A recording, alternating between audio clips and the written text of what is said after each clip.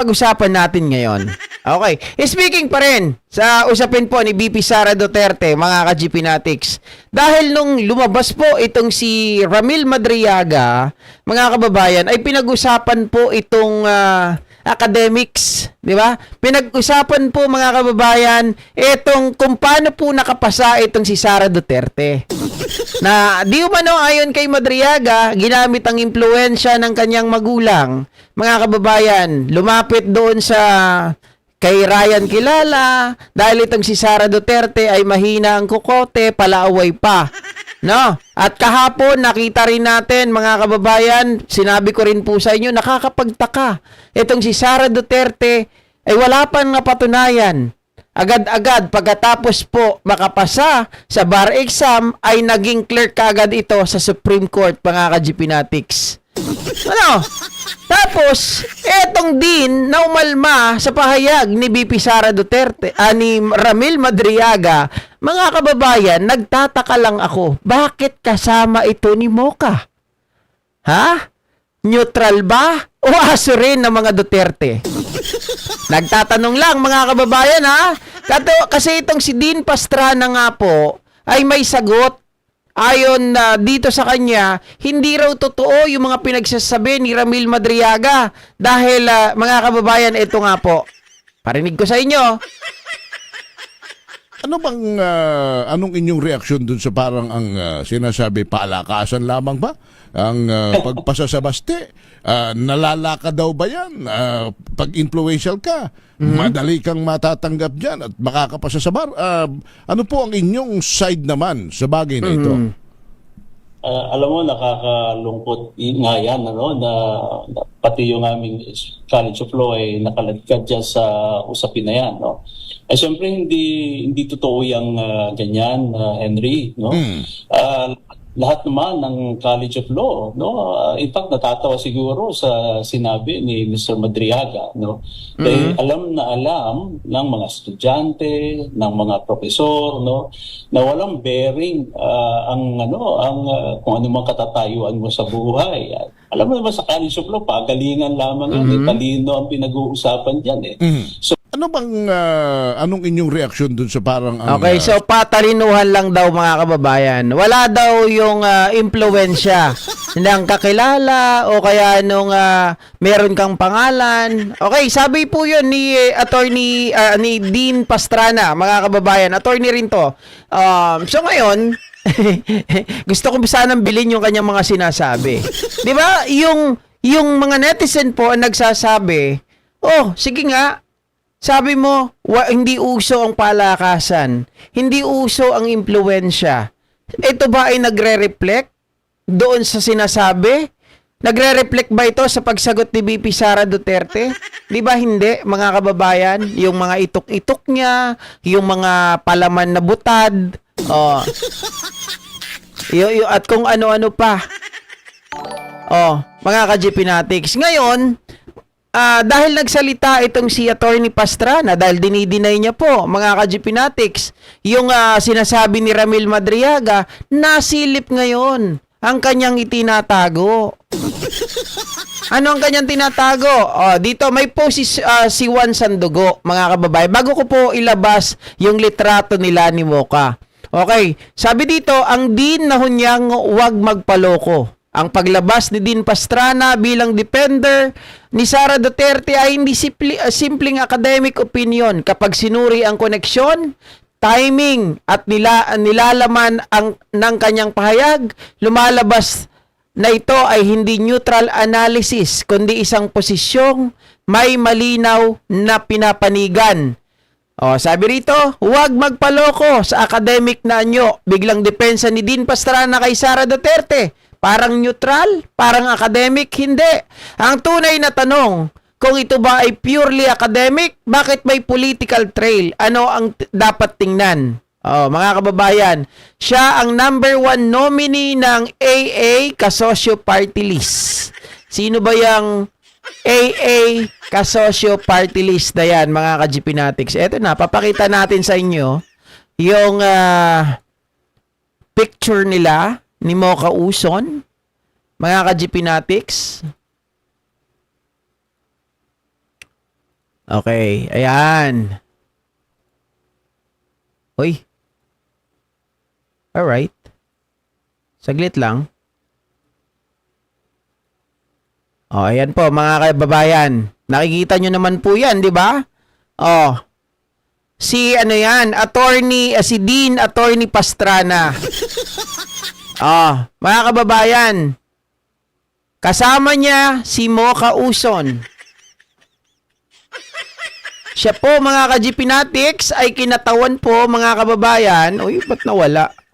Kinatawan ng AA Kasosyo Party List. Ang AA Kasosyo ay dating kinuha si Mocha Uson bilang nominee. Si Mocha kilalang Duterte loyalist at propagandist. Hindi ito isolated detail. Ito ay pattern ng alignment. Coincident ba? Kapag iisa lang, pwedeng coincident. Pero bakit paulit-ulit na koneksyon sa isang kampo? Hindi na ito aksidente, ito ay indikasyon. Nagtataka tayo, lahat ng mga lumalabas ngayon, nagtatanggol kay VP Sara Duterte, mga kababayan, ay talagang naka-align sa kanila. Masasabi talaga natin, grabe, lahat halos ata ng tao sa Pilipinas, mayroon silang koneksyon. Diba? Oh, si attorney. Din ito mga kababayan ng San Sebastian College of Law. Di ba dapat kapag ikaw ay din lang, okay sana papaniwalaan natin. Kahit papano na wala siyang alam. Pero hindi siya po ay may connection kay Mocha Uson. Oh. Kung titingnan natin, ano ba ang tatakbo sa isip nyo? Di ba? Sabi ni Ma'am Susana Gander, nakipicture lang, Mut. Hindi. Hindi yan nakipicture lang, mga kababayan. Okay, hindi po yan nakipicture lang. Bakit kanyo? Okay. Papakita ko sa inyo, Oh, ayan, mga kababayan. October 15, 2018. Yun, Mocha Party List linked to 10 billion pork barrel scam, mga kababayan. Ano yan? Vlogger Mocha Uson formalized her political bid on Monday when she filed her candidacy to become a representative of AA Kasosyo Party List in 2019. Alam natin, mga kababayan, na itong si Attorney Dean, si Dean Attorney Pastrana, nakalink dito sa AA Kasosyo Party List. At ang matindi pa dyan, mga kababayan. A Kasosyo Party List was among the group linked to the 10 billion pork barrel scam allegedly masterminded by Janet Lim Napoles. So, 3 senators as well as 5 congressmen have been charged for the controversy. Ay, mga kababayan, kayo na bahalang magdugtong, di ba? Maliwanag ito na talagang hindi po basta, parang ang paglabas sa akin lang, ang paglabas ni Dean Pastrana, mga kababayan, mukhang may nag-utos. Na kailangan nila talaga na protektahan, kailangan nilang ipagtanggol si VP Sara Duterte. Kaya lang, paano nyo mapapatunayan na sasabihin nyo, wala, hindi totoo yan, na may, kapag may power ka, kapag may impluwensya yung magulang mo, ay pwede ka nang makapasa. Mga kababayan, ang sasabihin ko lang dyan, nek-nek mo. Di ba? Nek-nek nyo. Tingnan nyo kung paano magsalita si Sara Duterte. Hindi nakikita sa kanya, mga kababayan, sa pananalita niya, doon sa critical thinking, hindi mo makikita ang isang tao na talagang pinaghirapan po ang kanyang grado. And sabi ng iba, hindi rin basihan ang grado na nakukuha, mga kababayan, sa pagkapasa mo ng bar. Ang tunay po na laban, ang tunay na battle, ay talagang kapag ito po ay pinapractice mo, ikaw po ay nananalo sa mga kaso. Si Sara Duterte ba may hinawakang kaso? Wala. 'Di ba? Sabi ni Anderson Galing, mag-itok-itok na lang tayo. Pero guys, kung ganito yung nakikita natin, mukhang talagang marami pa tayong malalaman pagdating ng panahon. No? Sa lawak ng impluwensya ng mga Duterte, tama lang talaga na si Digong hindi dito mga kababayan nakulong. Hindi dito kinasuhan sa Pilipinas. Napakaganda talaga na doon siya sa ICC. Doon siya sa dahig at doon siya mga kababayan mamamatay. 'Di ba? Kung dito lang walang mangyayari. Grabe talaga yung impluwensya nila, kalat. Sa lahat ata, mga kababayan, meron silang mga tao. Oh. Dito pa lang kay Ramil Madriaga, sabi nila, ito daw ay kidnapper, leader ng sindikato. Bakit pala mga kababayan, sumama sila? Kung alam nila na ito ay sindikato, kung ito ay leader ng mga kidnapper. 'Di ba? Nagtataka lang tayo. Oh. Daming pakawala ng mga wakwak at tik-tik ng mga dutae, sabi ni Ma'am Aurelia Adena. Ha? Mga kababayan, sabi ni Ma'am Elizabeth Napisa pala. Pause, stop muna idol, nasa work pa ako. Okay lang yan, ma'am.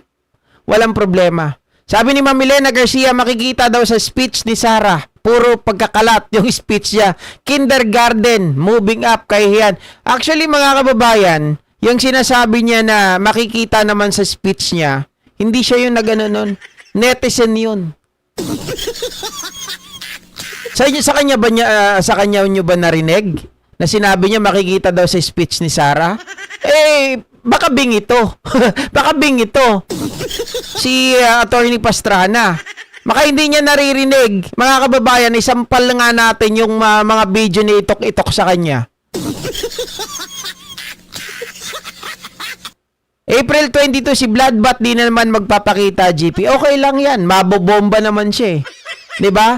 Sasabog naman sigurado sa galit itong si VP Sara Duterte sa April 22 pag nagkataon.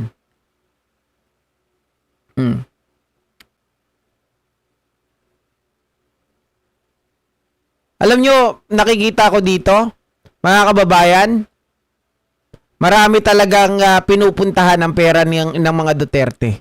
Marami talagang palad, mga kababayan, na dadadampian. Sa lahat ata ng sulok ng Pilipinas, meron silang mga mga tao eh. 'Di ba? Ay nako. Anyway, mga ka-GPnatics, yan po ay tayo ay nagtatanong lamang, no? Bakit biglang-bigla itong si Dean Pastrana yung kanyang paglabas? So, itong si Juan Sandugo, mga kababayan, ay nag-fact check sila. 'Di ba? Si reality check, hindi ito simpleng opinion ng Dean. Ito ay Dean, kandidato, may political alignment, mga kababayan. So, hindi siya neutral. Kakampi niya sila Mocha eh. So, therefore, mga ka-GPnatics, meron itong political alignment. Meron itong kinakampihan. Bias ang pagbibigay ng komento nitong si Dean Pastrana. Di ba? Mga ka-GPnatics, hindi lang dahil pinagtatanggol niya ang San Sebastian College of Law. Kasi kahit pagtakpan niya yon, kahit ipagtanggol niya yon, hindi kasi yun ang nakikita kay VP Sara Duterte. So hindi ito random.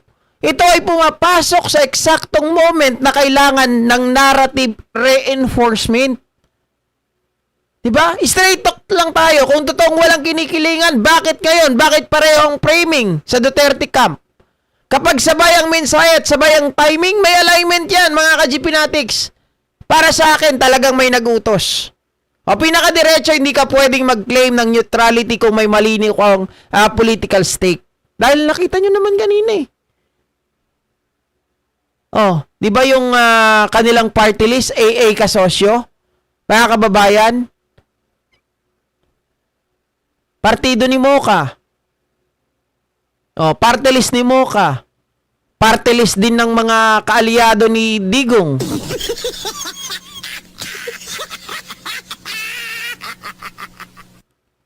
So, ewan ko na lang, mga ka-GPnatics. Bahala na po kayo. No, wag na natin pahabain.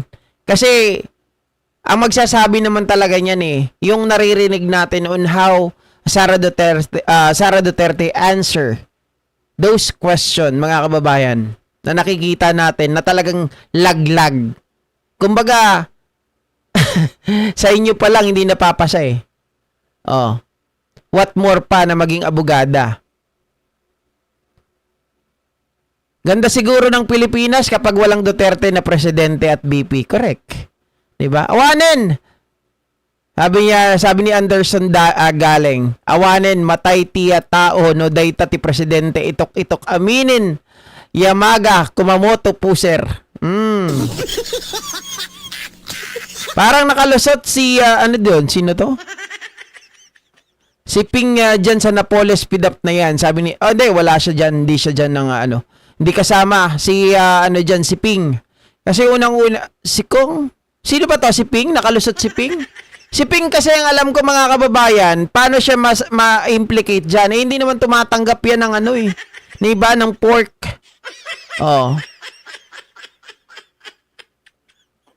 Okay, so ayan, hanggang dito na lamang tayo, mga ka-GPnatics. Maraming salamat po muli sa inyong lahat at magandang gabi. Magkita-kita po muli tayo bukas. Thank you. Bye-bye. Ma'am Alicia Lapid, thank you so much.